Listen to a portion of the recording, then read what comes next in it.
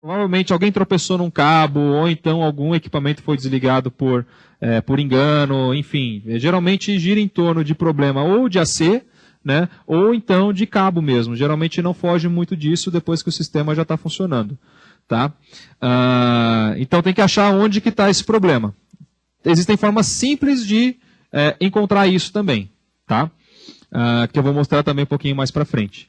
Uma coisa muito bacana que o Dante oferece, assim, e no formato de redundância, né, você pode passar o cabo, por exemplo, primário, né, se a gente estiver passando o cabo da mesa de monitor para a mesa do PA, por exemplo.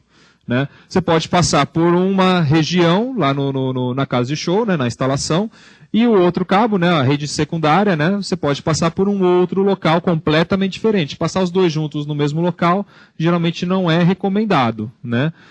Geralmente é interessante passar por dois caminhos diferentes. Porque, enfim, né, se por acaso for alguém passando com case por cima de cabo de rede, existe a possibilidade de prejudicar os dois cabos que estão passando pelo mesmo local, por exemplo. Né, aí você não tem redundância, inclusive, né, é interessante ter redundância de posicionamento. Então, nesse caso, você tem a garantia que o sistema vai segurar. Então, qual que é a probabilidade desse sistema cair, do áudio parar num sistema redundante é próximo de zero. Né? Levando ele a sério, claro. Né? Como, por exemplo, não passando os dois cabos exatamente no mesmo caminho. Né? Até mesmo passando fita, né, nos dois, assim, né? Para fazer o acabamento. Né? Então, geralmente não é muito redundante, vamos dizer assim, esse sistema.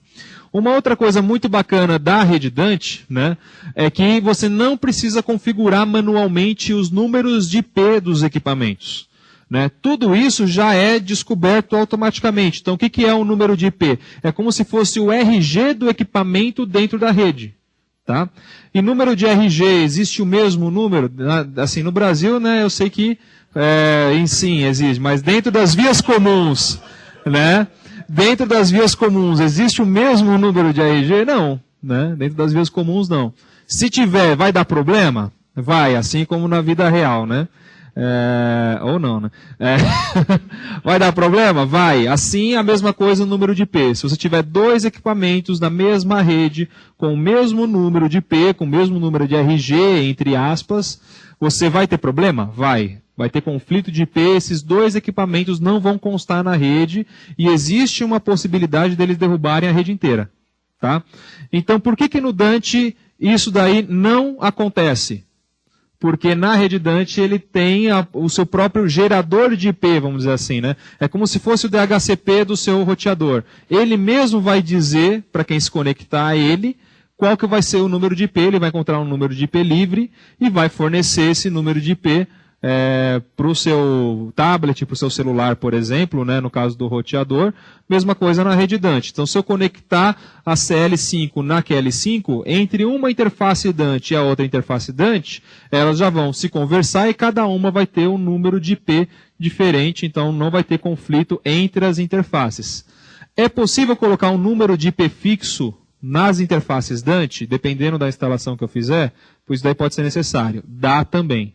Aí a gente já está falando de um nível um pouco mais avançado de configuração. Mas dentro da normalidade, não mudem isso por garantia do sistema. Né? Não precisa entrar nesse nível de configuração dentro da rotina comum. Tá? Bom, seguindo. Vamos começar a falar um pouquinho sobre a parte pesada dele. Tá? Primeira coisa também que é muito importante é o formato do Dante. Como que ele trabalha com o word clock, qual é o intervalo que ele tem entre os pulsos que estão trafegando o sinal de áudio. Tá? Ele é bem diferente do ASBU, do MAD e do Ethersound que utilizam TDM. Né? O nome já está ali escrito também, que é o Time Division Multiplexing. Qual que é a grande sacada, vamos dizer assim, resumindo toda a história, o que é o TDM? A informação de clock e a informação de áudio são carregadas no mesmo pacote de informação. Isso daí não é separado no protocolo de rede. Tá? Essa informação está dentro da mesma palavra, vamos dizer assim, né? Dentro do mesmo pacote de dados. Isso daí não está separado. Já na rede Dante, ele já trabalha com PTP. O que é isso? Em resumo, é o áudio separado do word clock.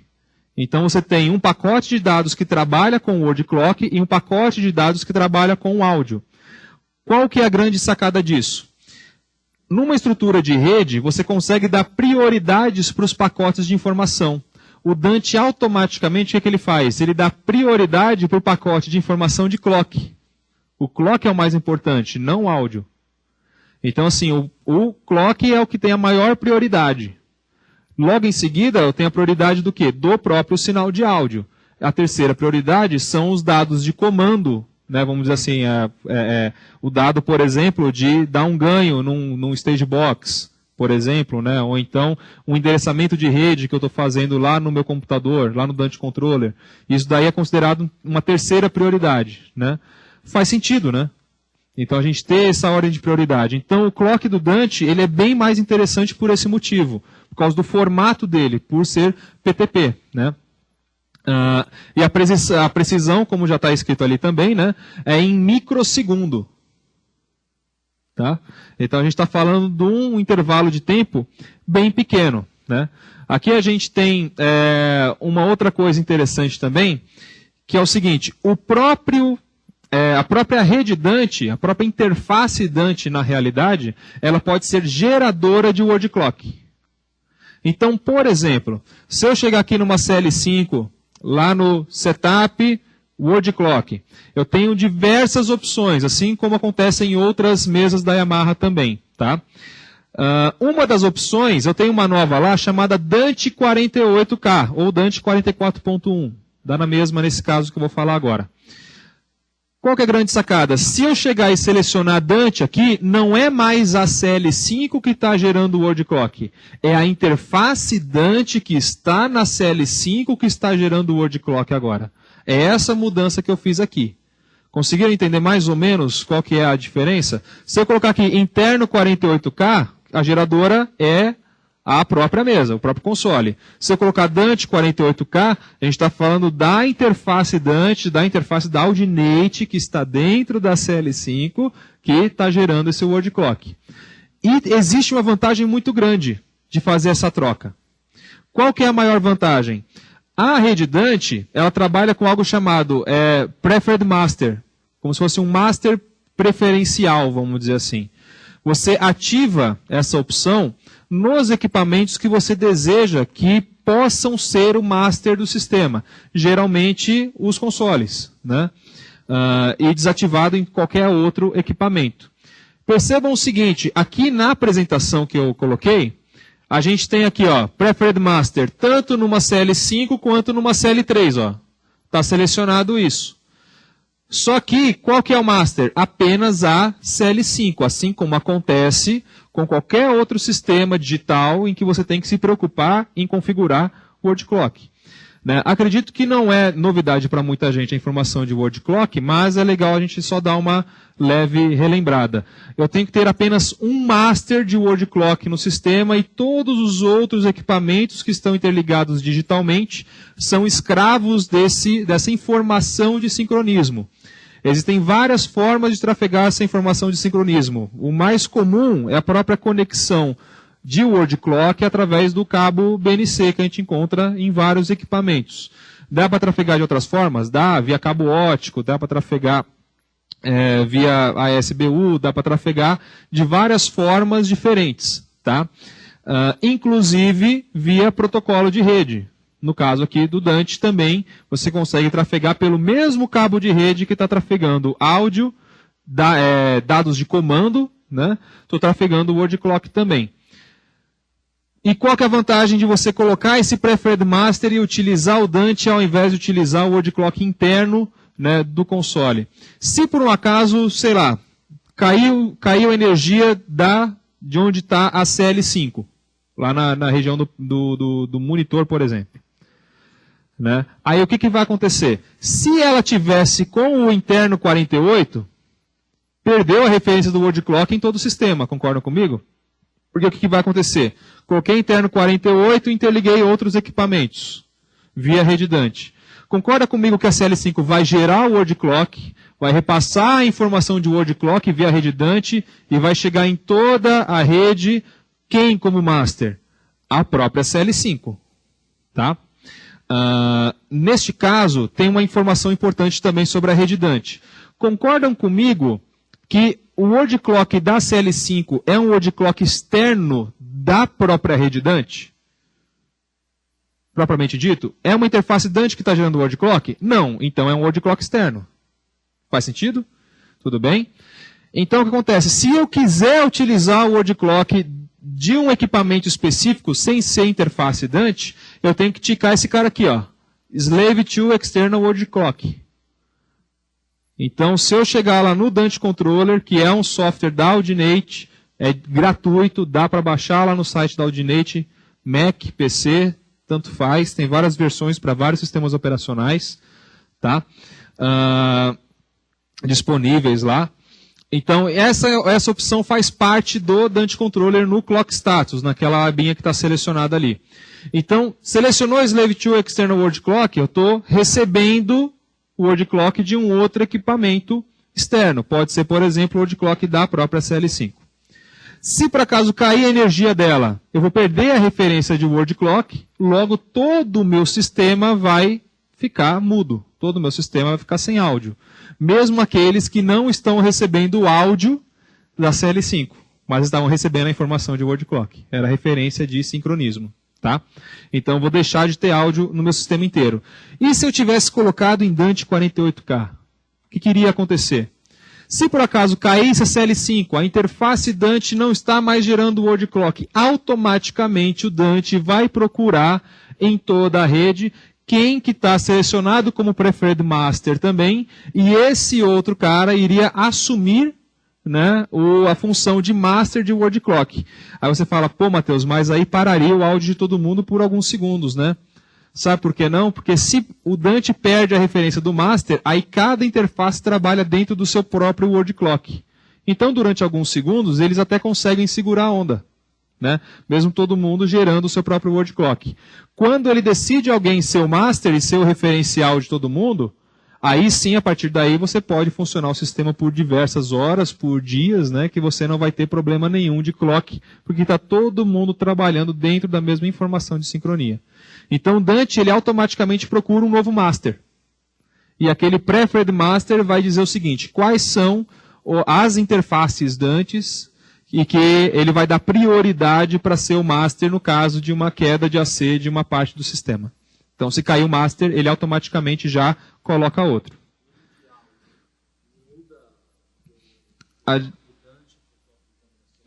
O pessoal lá do Japão fez uma série de testes, né, só para poder reproduzir a pergunta. Desculpa, como é o seu nome mesmo, meu velho? Emiliano. Emiliano me fez a pergunta aqui. Quando eu mudo o word clock interno da CL para o word clock via rede Dante, vai alterar a qualidade, né, do sinal de áudio? Na verdade não, por quê? Porque uma vez dentro da rede Dante, você está trabalhando com o word clock dele. Então quando ele transmite o word clock externo, você está dentro dos limites do próprio word clock via rede Dante, dessa transmissão de word clock via rede Dante. Então ele vai fazer o quê? Tem um próximo slide que vai mostrar isso. Ele automaticamente vai sincronizar todas as interfaces Dante para todas elas começarem no mesmo pulso. Então todo mundo vai estar sempre em fase. Então o Dante precisa trabalhar um pouquinho com o word clock para permitir com que isso aconteça. Então, gerando interno, gerando Dante, na verdade o som, entre aspas, de word clock é do Dante nos dois casos. Né? Por esse motivo.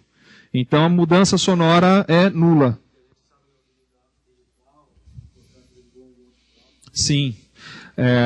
A importância do bom word clock e principalmente a quantidade menor possível de jitter, né, que é a variação de word clock.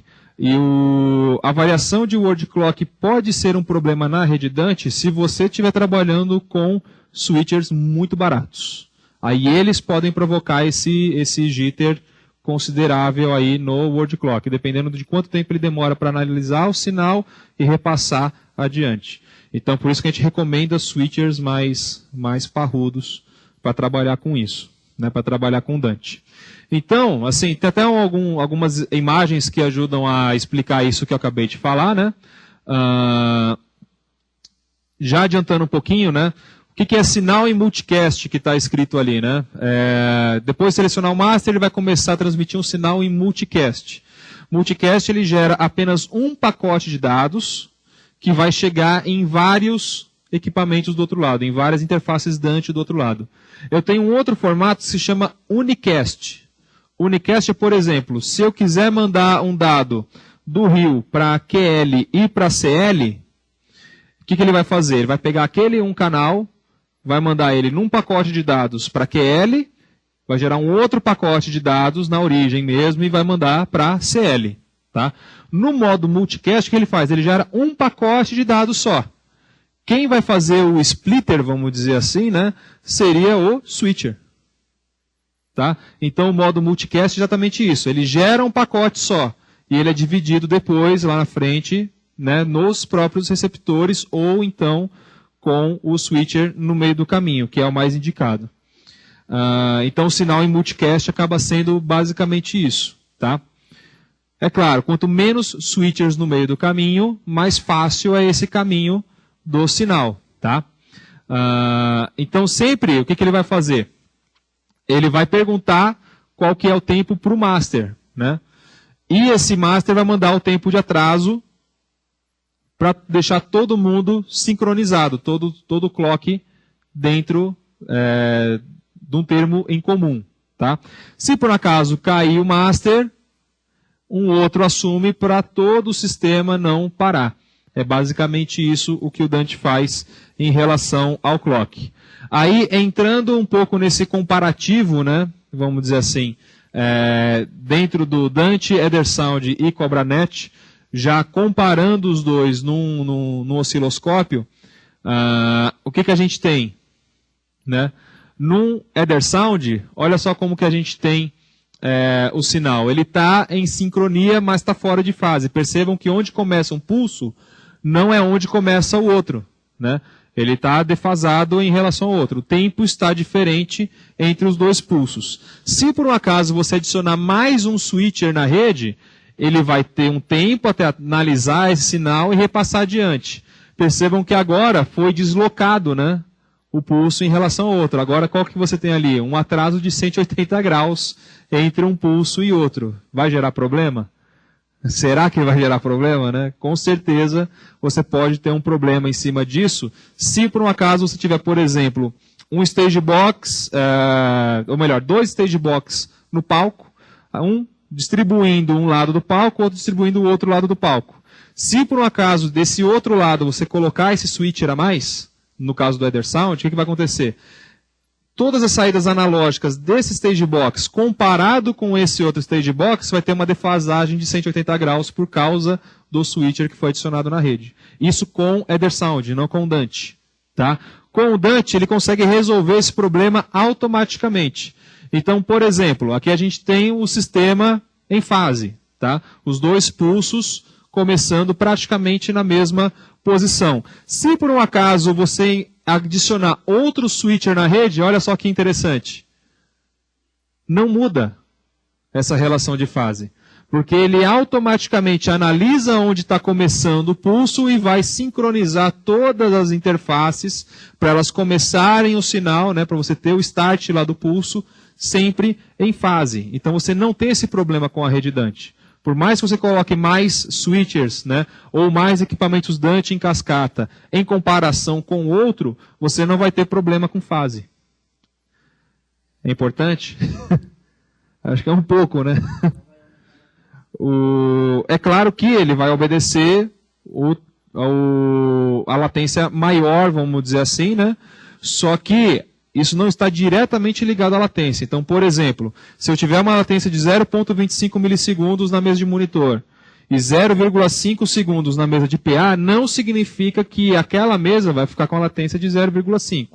Significa que os dois vão ter o início do pulso, né, de informação no mesmo tempo. Você vai ter 0,25 ali e 0,5 aqui numa média. Né? Então, esse ajuste que a gente está falando é ajuste na casa de microsegundos. Né? Então, é exatamente a informação do clock mesmo. Tá? Quem permite isso? Aquela história do PTP lá. né, do formato em que o Dante trabalha. Como a informação de clock é separada do áudio, ele consegue fazer essa manipulação do sinal. Se fosse junto, ele não conseguiria fazer absolutamente nada, que é o caso do Edersound. Tá? Bom, só explicando por que não é exatamente a mesma ideia da latência, né? Deixando isso daí um pouco mais fundamentado.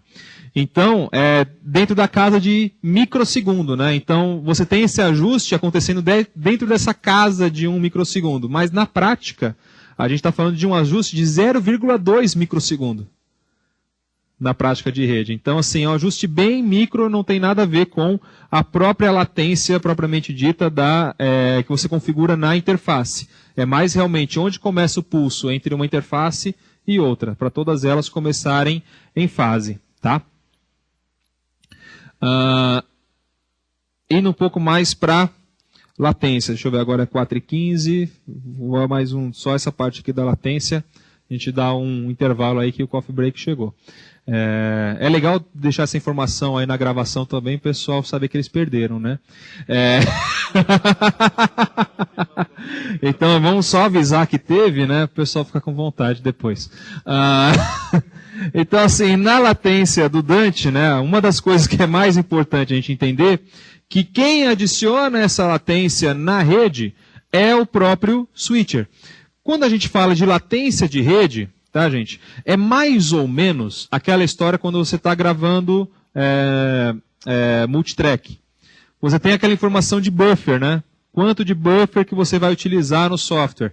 Quanto maior o buffer, menos probabilidade você vai ter, né, de você ter uma interrupção, né, por overload, vamos dizer assim, né, por sobrecarga do seu processador do computador, né, por causa do tamanho do buffer que você colocou lá em samples. Agora, e se você colocar, e a latência é alta por esse motivo. Agora, e se você colocar o buffer muito baixo? Você vai ter uma latência baixa, mas você está mais sujeito a ter alguns tipos de problema, né, de travamento, de interrupção de áudio, porque não existe margem, vamos dizer assim, né, para o seu processador no computador trabalhar. Até aí tudo bem? A mesma coisa é a latência via rede. Então, se você colocar um valor muito pequeno, talvez, dependendo da quantidade de canais e dependendo da quantidade de switchers e equipamentos que você está utilizando, principalmente, não tem latência suficiente para a rede poder trabalhar com folga. Então você pode ter alguns drops mesmo de sinal, né, algumas quedas de sinal, se não respeitar essa informação de latência. Cada fabricante tem a sua própria indicação, né, de quanto de latência que você vai colocar. No caso da Yamaha, quando você vai configurar uma mesa qualquer, indo lá em Setup, Dante Setup, na aba Setup, existe uma tabelinha, não sei se consegue dar o zoom aí da câmera, existe uma tabelinha de latência, tá? Qual que é o máximo de tamanho da rede, e qual que é o máximo de dispositivos que você pode ter na rede, dependendo do valor de latência que você está colocando ali. Então, por quantos switches eu estou utilizando, né, do primeiro sinal, né, de quem está transmitindo até quem está recebendo. Quantos dispositivos no total eu tenho na rede? Então, essas duas informações são as principais para eu poder definir aqui qual que é o valor de latência para cada interface Dante. No final das contas, o que a gente vai encontrar, estou falando assim, hoje no mercado Yamaha, né? Provavelmente 1 ou 2 mesas e 2 ou 3 racks, né? A gente está falando aí de no máximo 5 dispositivos, tá? Isso daí comumente, né? Por exemplo, 2 rios e uma CL, ou então um rio, uma QL5, expandindo uma CL5, ou algo do tipo. Então, assim, a gente vai girar aí sempre em torno de 0,25, 0,5 milissegundos de latência. Raramente a gente vai ter uma situação em que vai ultrapassar esse valor. A não ser que sejam redes grandes, como, por exemplo, o Prêmio Multishow, que a Yamaha fez em conjunto com o pessoal lá da Globosat, se eu não me engano, foi no ano passado ou no ano retrasado. Né? Todo o sistema foi feito via rede Dante. Não teve quase nada de multicabo analógico. A gente está falando de 2 palcos com redundância, com rios em redundância, né, com hackers em redundância. Então a rede era uma rede gigantesca, ultrapassava 20 equipamentos com interface Dante. Então, é claro, numa rede grande dessa tem que aumentar um pouquinho mais a latência para trabalhar. Raramente vai trabalhar com valor acima de 1 milissegundo. Tá? Mas se por acaso for necessário, aí tem que ser visto aí se realmente isso vai ser um problema ou não. No caso de uma transmissão, por exemplo, não chega a ser um problema muito grande. Agora, para uma mesa de monitor, isso com certeza vai ser um problema. Tá? Mas são os raros os casos em que isso acontece. Tá? Assim, informação importante, quanto mais switchers, maior latência. Tá? Eu costumo não ler slide. Tá? Assim, depois que eu participei de uma palestra em que o palestrante só lia slide e passava ele para frente, não falava absolutamente nada, né, sobre o assunto, só lia e passava, né, próximo slide. E aí ele falou assim, alguém tem alguma pergunta? E teve uma pessoa que levantou a mão e falou assim, eu só tenho um comentário só. Eu só gostaria de lembrar assim, que eu, acredito que todo mundo aqui também, né, a gente sabe ler. Né? Então, quando eu participei de uma palestra em que eu vi isso acontecendo, então, eu mesmo já falei, bom, quando eu for apresentar, eu nunca vou fazer isso. Então, raramente vocês vão ver eu repetindo alguma informação do slide, a não ser que eu queira dar uma ênfase mesmo na informação. Então, é um conjunto, tá? O que eu estou falando aqui e também o que está sendo projetado no slide. Tá? Então, só lendo a última parte lá, né? Quanto mais switchers, maior latência. Isso daí também é uma coisa muito importante para entender sobre o protocolo Dante. Isso daí também, entre outros protocolos de rede, também acontece isso, tá? Como, por exemplo, AVB e AES67, que também são baseados em protocolo TCP/IP. Tá? Então, essa regra é válida porque são baseados no mesmo protocolo. Tá? Então, o que acontece? Quando você tem aquela história lá que eu falei, né, da porta primária e da porta secundária, posso utilizar 2 racks, por exemplo, né, 2 racks e uma mesa? Claro que pode utilizar. Preciso de um switcher para isso? Não. É um sistema muito pequeno, a gente está falando de 3 dispositivos só de rede Dante. Então você não precisa comprar um switcher externo para utilizar um sistema pequeno desse. Você consegue utilizar sem problema nenhum no modo daisy chain. É claro, você não vai ter redundância. Se isso for um problema, aí eu sugiro a compra do switcher, para trabalhar em redundância. Não preciso trabalhar em redundância, estou trabalhando em curtas distâncias, ou então gosto de grandes emoções, né? Então, dá para trabalhar sem redundância? Dá, sem problema nenhum também. Só que qualquer falha que você pode ter ali pode causar uma queda no áudio total. Então, assim, como é que funcionaria o daisy chain? A própria interface Dante, né, como eu já falei, ela tem 2 portas. Tá? Então, essa cascata aqui, ó, você fazer um jump entre uma e outra, já conta como um switcher. Isso também é uma informação importante. Tá? Então, se, por exemplo, eu pegar um rio, ligar em outro rio e dele ir para a CL, concordam comigo que o caminho do primeiro rio até a CL passa por mais um switcher do que o outro caminho? Então, o que acontece? Eu vou ter um atraso um pouco diferente? Vou ter um atraso um pouco diferente. Isso é um problema? Não chega a ser um problema, por quê? Porque o próprio Dante já resolve a fase para você. Então, isso daí, na verdade, está tranquilo. Não chega a ser um problema. Se você colocou a latência em 0,25 milissegundos, ele diz o seguinte, se tiver um switcher no meio do caminho e forem 3 dispositivos, ok. Está dentro? Está dentro. Então, 0,25 milissegundos de latência, fase resolvida, pau na máquina. Bora fazer o show. Tá? Então, isso. Tanto faz primário com primário, secundário com secundário, secundário com primário, enfim, invertido. Tanto faz. Contanto que, estou falando agora questão Yamaha, tá, gente? Não sei outros fabricantes, tá? Contanto que uma porta primária fique livre para você ligar o computador que vai fazer uma gravação multipista. Tá? Então tem que ficar livre uma porta primária. É o ponto fora da curva, tá? É a exceção aí a regra. Tá? É o caso do computador para fazer gravação multitrack. Eu não tenho um slide para mostrar isso, mas o que acontece? O próprio Dante tem algo muito bacana, que eu depois vou demonstrar na prática, que é o Dante Virtual Sound Card. Esse daí é um dos melhores, vamos dizer assim, uma das melhores possibilidades que o Dante oferece, que é o seguinte, O Dante Virtual Sound Card é um software que você baixa na internet, ele tem um custo de $30, se eu não me engano, a licença dele, que é válida para 2 computadores. Tá? Ou então, se você comprou uma CL, né, afinal tudo, né, opa, CL agora, né, vou tirar aqui um dinheirinho do bolso e comprar uma CL.